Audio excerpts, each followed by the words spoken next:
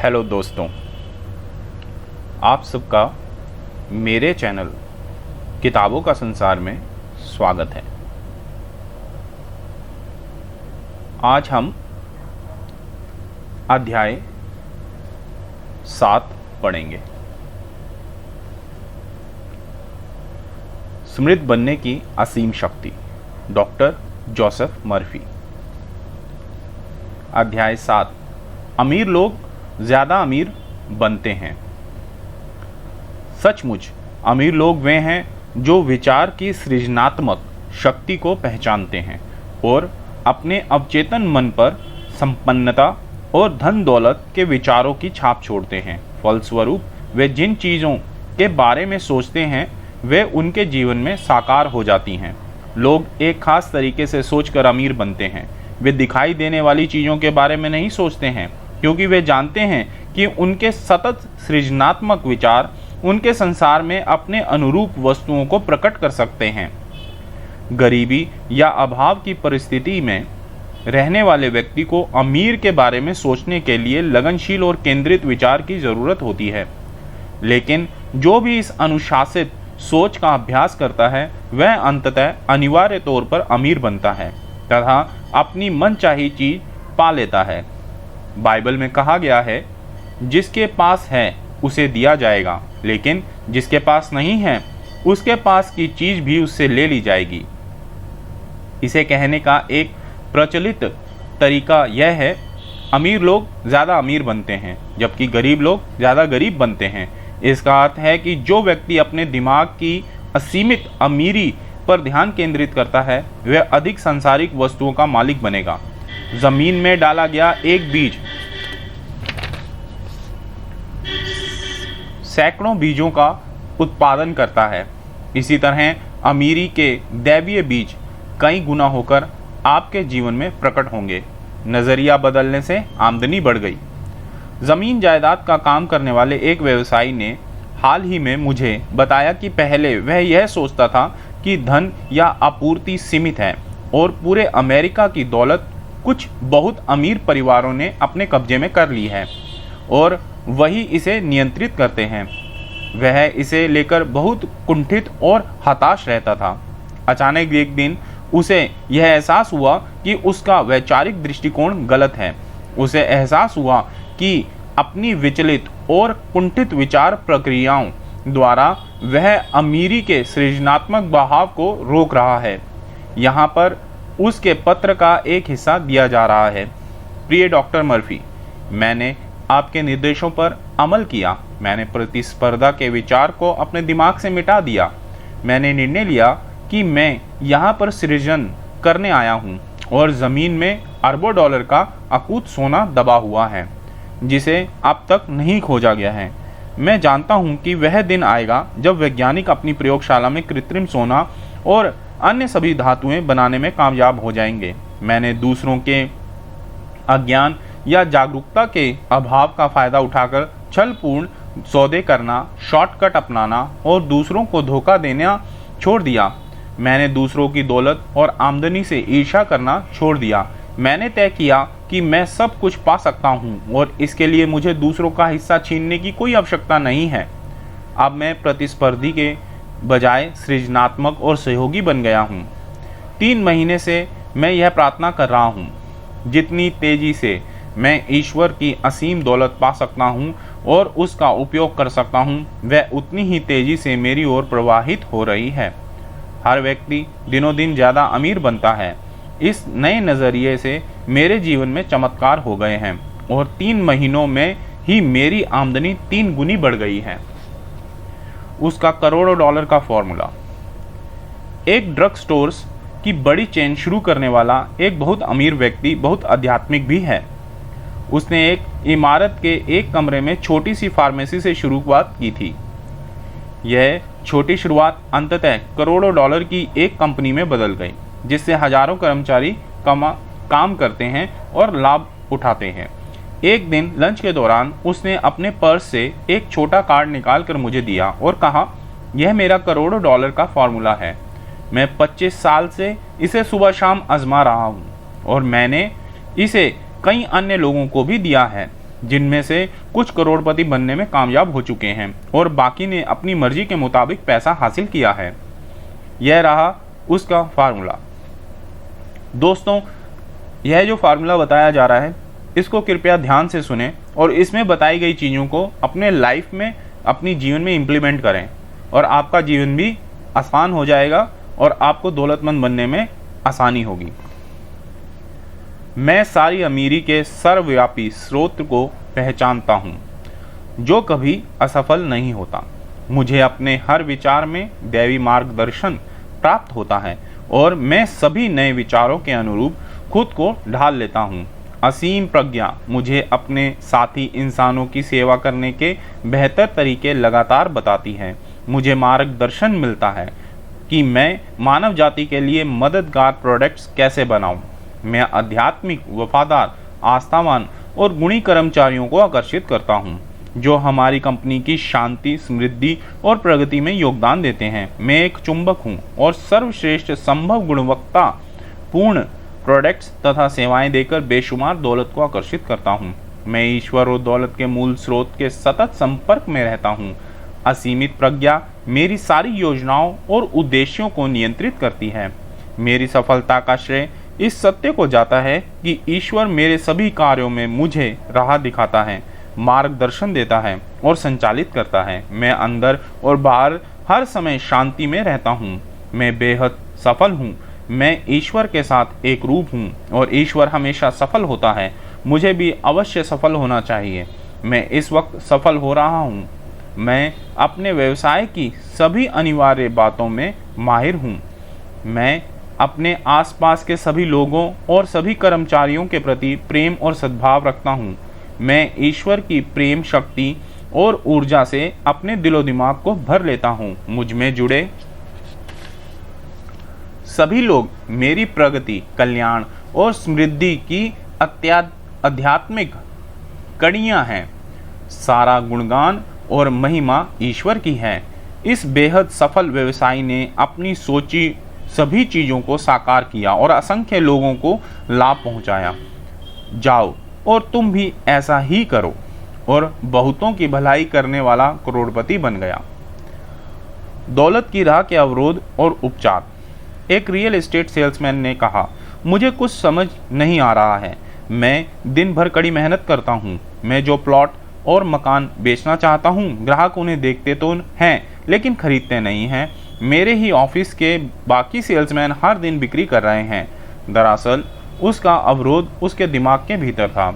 उसे जिस खास हानिकारक भावना से उबरना था वह थी ईर्ष्या। इसी वजह से वह आर्थिक अभाव में था और बिक्री नहीं कर पा रहा था। उसने स्वीकार किया कि दूसरे सेल्समैनों को मोटे मोटे कमीशन पाते देख उसे बहुत ईर्ष्या होती थी। उसके मन में गहरा द्वेष भी था। उसे यह समझाया गया कि उसका ईर्ष्यालु विचार वह सबसे बुरा नज़रिया है जिसे वह रख सकता है, क्योंकि इससे उसकी स्थिति बहुत नकारात्मक हो जाती है। जब तक उसका नज़रिया ऐसा रहेगा तब तक अमीरी उसके पास आने के बजाय उससे दूर प्रवाहित होगी। उसे अंततः पता चला कि उसकी इस परिस्थिति का यही इलाज है कि वह अपने उन सभी साथियों के लिए दुआ करे जिनके सौभाग्य से उसे ईर्ष्या होती थी। नीचे दी गई प्रार्थना को विचार पूर्वक, अर्थपूर्वक और समझकर बार बार दोहराने से उसका पूर्ण मानसिक उपचार हुआ। मैं जान गया हूँ, ये आपूर्ति और मांग का एक आदर्श नियम है। मैं हर मामले में स्वर्णिम नियम का अभ्यास करता हूँ। मैं पूरी तरह शांत हूँ। मैं जो भी बेचने की इच्छा करता हूँ वह ईश्वर के मस्तिष्क में एक विचार है। संपूर्ण ज्ञान का सिद्धांत मेरे भीतर है। मुझे जो भी चीज़ जानने की ज़रूरत है वह मैं तुरंत ही जान जाता हूँ। मैं समझता हूँ कि मैं जो भी खरीदना बेचना चाहता हूँ वह मेरे भीतर के दैवीय मस्तिष्क में विचारों के आदान प्रदान का ही प्रतिनिधित्व करता है। मैं जानता हूँ कि यहाँ संतुष्टि, सद्भाव और शांति है। दाम सही है, लोग सही हैं, सब कुछ सही है। मैं सत्य को जानता हूँ, मैं सत्य को समझता हूँ और मैं ईश्वर की सक्रिय चेतना हूँ। मुझे जिन विचारों की ज़रूरत है वे सभी मेरे भीतर आदर्श श्रृंखला और आदर्श संयोजन में लगातार उजागर होते हैं। मुझे दैवीय विचार मिलते हैं और मैं आनंदित होकर उन्हें अपने साथियों को देता हूँ। मैं बदले में विचार पाता हूँ। मैं अब गहन शांति में हूँ। दैवीय मस्तिष्क में कोई विलंब नहीं है। मैं अपनी भलाई को स्वीकार करता हूँ। उसमें आध्यात्मिक, मानसिक और आर्थिक दृष्टि से इतना ज़्यादा बदलाव हुआ जितना मैंने बहुत कम लोगों को बदलते देखा है। वह अपनी कंपनी के अग्रणी सेल्समैनों में से एक बन गया। वह अधिक दयालु, अधिक उदात्त और अधिक व्यवहार कुशल बन गया। उसकी दयालुता व प्रेम वास्तविक था। उसकी बिक्री ज़्यादा तेजी से होने लगी। उसने पाया कि दूसरों को दुआ देकर उसने खुद को भी दुआ दी थी। परिणाम यह हुआ कि हीनता और अभाव का सारा एहसास ही खत्म हो गया। अमीरी उसकी कंपनी की ओर कैसे प्रवाहित होती है। मेरे एक इंजीनियर मित्र ने मुझे बताया कि उसके पास अपनी कंपनी के हर कर्मचारी की तरक्की के लिए एक सिद्धांत है। मीटिंग्स में वह उन्हें लगातार बताता है कि कंपनी के विकास में योगदान दें और जो भी मेहनत व सामंजस्य से काम करेगा वह तेजी से तरक्की कर सकता है। वह कहता है कि उसका व्यवसाय एक सीढ़ी है जिस पर चढ़कर हर उत्साही उद्यमी, इच्छा शक्ति वाला कर्मचारी दौलत तक पहुंच सकता है, और अगर ऐसा नहीं होता है तो वह उसकी खुद की गलती है। समय समय पर सभी कर्मचारियों को कंपनी की प्रगति की जानकारी दी जाती है और हर तिमाही में अनुपातिक आधार पर उन्हें मुनाफे का हिस्सा दिया जाता है।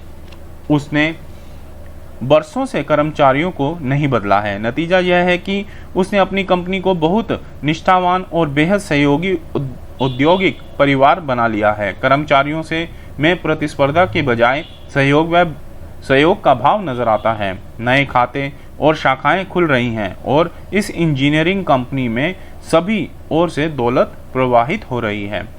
दुआ दें और अमीर बने। आपकी मानसिक अवस्था ही आपके अभाव की परिस्थितियों की वजह है। इस बात पर यकीन करें और इसे गांठ बांध लें कि असीमित प्रज्ञा के सारे संसाधन और दौलत आपके लिए मौजूद है तथा आपके जरिए अभिव्यक्ति चाहते हैं। कई लोगों के मन में सबसे प्रबल विचार यह रहता है कि दरअसल उनके पास कुछ भी नहीं है और उन्हें दौलत के पीछे भागना चाहिए, वरना वे इसे गंवा देंगे। उन लोगों को दुआ दें जिनकी समृद्धि, सफलता और संपन्नता से आपको चिढ़ या ईर्ष्या होती है। विशेष तौर पर यह निश्चित प्रार्थना करें कि वे हर संभव दृष्टि से ज़्यादा सफल, ज़्यादा अमीर और ज़्यादा सुखी हों। ऐसा करके आप अपने मस्तिष्क मानसिक अवस्था का उपचार कर लेंगे। जब आप इस तरह प्रार्थना करते हैं और सच्चे मन से उन लोगों पर अपनी दुआओं और नियामतों की बौछार करते हैं जो जीवन की सीढ़ी पर ऊपर पहुंच चुके हैं और आपसे बहुत ज़्यादा अमीर हैं, तो आप उसकी चेतना में प्रवेश कर जाएंगे जो सभी चीज़ों का स्वामी है और जो अपनी आंतरिक तथा बाहरी संपदा से दूसरों को प्रचुर उपहार देता है। दूसरे शब्दों में, दूसरों को दुआ देने और समृद्ध करने से आप खुद भी समृद्ध हो जाते हैं। इसलिए अमीर लोग ज़्यादा अमीर बनते जाते हैं और गरीब लोग ज़्यादा गरीब बनते जाते हैं। बाद वाले आमतौर पर ईर्ष्या व नफरत से भरे होते हैं और वे नकारात्मक भाव आमदनी को ज़्यादा नुकसान पहुंचाते हैं। बदकिस्मती नहीं, बल्कि आपकी यही मानसिक अवस्था आपको बर्बाद करती है। सर्वव्यापी बैंक। एक सेल्समैन को अपने नए काम के लिए एक कार की ज़रूरत थी, लेकिन उसे खरीदने के लिए उसके पास पैसे नहीं थे। बहरहाल वह अपने मानसिक बैंक का चेक काटने का तरीका जानता था। उसने मुझे बताया कि काम मिलने के बाद वह अपने कमरे में गया और उसने अपनी मनचाही कार का मानसिक चित्र देखा। उसने चित्र में देखा कि वह कार उसे मिल चुकी है। उसने कहा, मैंने दावा किया कि वह कार मेरे पास आ चुकी है। मैं स्टीयरिंग व्हील को महसूस कर सकता था और मैंने सीट पर अपने हाथ फेरे। अपने अपार्टमेंट हाउस में रहने वाले एक अन्य व्यक्ति से उसकी जान पहचान हो गई जो 6 महीनों के लिए यूरोप का टूर कर रहा था। उस व्यक्ति ने सेल्समैन से कहा, जब तक मैं लौट कर नहीं आ जाता आप मेरी कार का इस्तेमाल करें, तब तक आप अपनी खुद की कार खरीदने की स्थिति में आ जाएंगे। इस आदमी की कार का मॉडल वही था जिसका चित्र उसने अपने मन में देखा था। मित्र के यूरोप से लौटने से बहुत पहले ही उसने अपनी कार खरीदने लायक पैसे जोड़ लिए। वह यह बात जानता था कि उसके भीतर एक बैंक है जिससे वह पैसे निकाल सकता है। वह यह भी जानता था कि इसकी आपूर्ति अंतहीन और असीमित है। आपका पिता अपनी खुशी से आपको साम्राज्य देता है। ईर्ष्या और द्वेष से उबरने के लिए प्रार्थना करें। मैं जानता हूँ कि सभी मनुष्य मेरे बंधु बांधव हैं। हम सभी ईश्वर की संतान हैं। मैं सबके लिए स्वास्थ्य, खुशहाली, संपन्नता और जीवन की सभी नियामतों की कामना करता हूँ। मैं सच्चे दिल और पूरी गंभीरता से यह कामना करता हूँ। मैं जानता हूँ कि मैं दूसरों के लिए जो कामना करता हूँ वह मैं खुद के लिए भी करता हूँ, और जब मैं दूसरों को दुआ देता हूँ तो मैं खुद को भी दुआ दे रहा हूँ। ईश्वर का प्रेम मेरे माध्यम से सारी मानव जाति की ओर प्रवाहित हो रहा है। मैं उन सभी को दुआ देता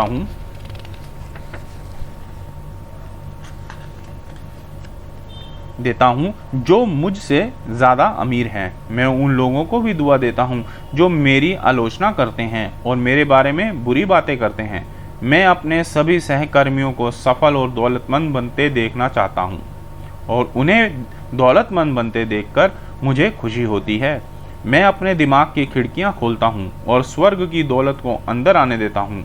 मैं सबके प्रति प्रेम से ओतप्रोत हूँ। मैं प्रार्थना करता हूँ कि ईश्वर की दौलत सभी के दिलो दिमाग में सैलाब की तरह आए। मैं उसकी अमीरी के लिए इसी वक्त धन्यवाद देता हूँ। यह अद्भुत है। धन्यवाद।